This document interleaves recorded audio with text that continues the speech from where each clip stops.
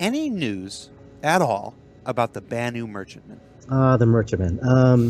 So a little bit of bad news in that it's unfortunately not on the active ship development schedule for 2018. Ron, are you okay? The man put it. Muh Banu. Calm down. Breathe, Ron. Breathe. The man. What did the bad man do, Ron? He took him. He took him with his foot, and he kicked him. That's what he did. Someone punted him? Obviously, we're working on as many ships as we can at the moment, and we're just booked up. And No, wait, let me say something. Let me say something. Like Kirk said, when its time on the development wheel comes up, you can be darn certain that I'll be right there on a ship shaped down. Bugger. Well, now I have to do a video about the merchantman, because the only other option is to talk about how this makes me feel, and I don't want to talk about it. So, now that it's out of its design phase, it's the perfect time to talk about my design ideas for the Banu merchantman.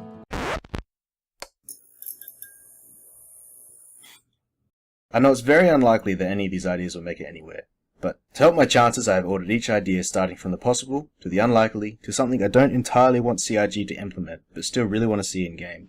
So let's start with the possible. The merchantman was originally advertised in part as a trading ship with the capability to smuggle.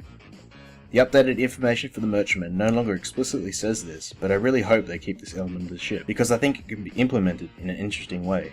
One of the constant features retained throughout the merchantman's concept art is its external cargo. From the more recent concepts, we were given a glimpse into the internal market within the ship, suggesting that there may be some form of internal cargo capacity as well. Using this as a basis, the internal and external cargo could create a unique approach to smuggling. By exposing the external cargo and obscuring the internal from scanning, you could build a false advertisement for the ship. For example, let's say you're traveling through UEE space, with space food stored externally and illegal weapons internally. Security forces do a scanning pass with an initial reading showing delicious space pace and hinting towards some unknown cargo internally. The security forces could just assume that the unknown cargo is just more space pace and fall for the false advertisement. However, if this led to a boarding, it could create an interesting situation for the player, frantically hiding or disguising their contraband before getting caught. Flipping this situation around, let's say you have gained some intel on a local pirate lord, who has a severe addiction to Widow and a bad temper. You want to fly through their territory unhindered and decide to store Widow externally. When the pirate's goons scan your ship, they see the Widow and back off, not wanting to risk messing with the Widow shipment and provoking the wrath of their boss. I really like this idea on a lore level as well. The Banu are a practical species and won't hesitate to swap out a component or a ship for something better. The hull of the ship is passed down through generations and is highly prized amongst the Banu. If the hull can obscure the internal cargo and hinder scanning, it provides another good reason for the Banu to keep it and not swap it out for something better. This next idea got shot down in the forums, but I'm going to suggest it here anyway. The Banu merchantman could really use some belly turrets. Remote or otherwise, it doesn't matter. Arguably, the most valuable and vulnerable area is the belly of the merchantman.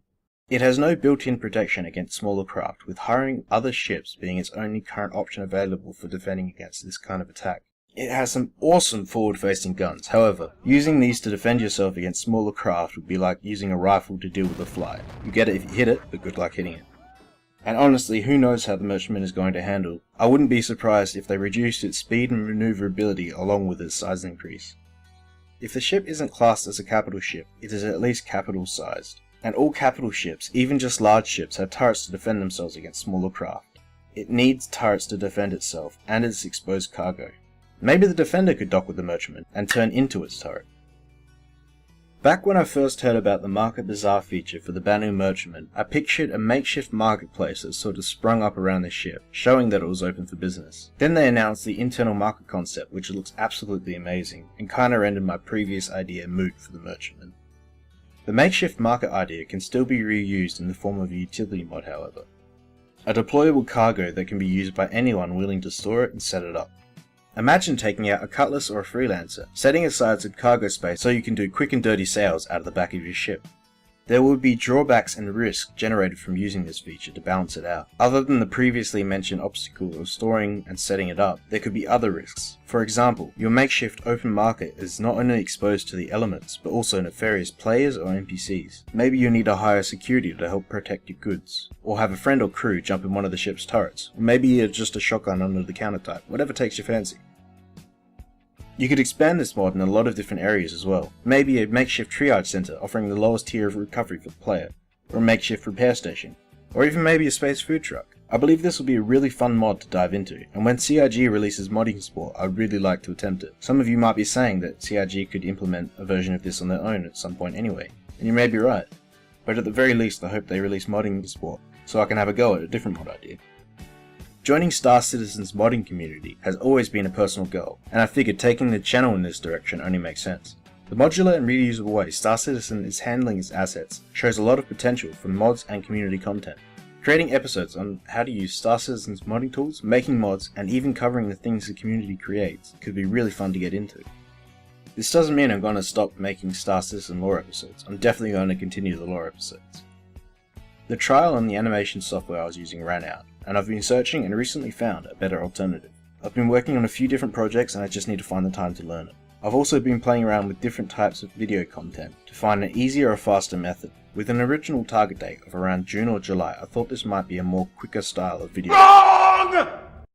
I'd like to thank everyone who's subscribed to this channel so far and stuck it out for this long. I love making these videos and your support means the world to me. I tried keeping to a schedule, but these animated episodes come with their own challenges and delays. But I will say this, if you subscribe now and leave a like, all future videos will come with a soon TM stamp of approval and will be as baller as possible.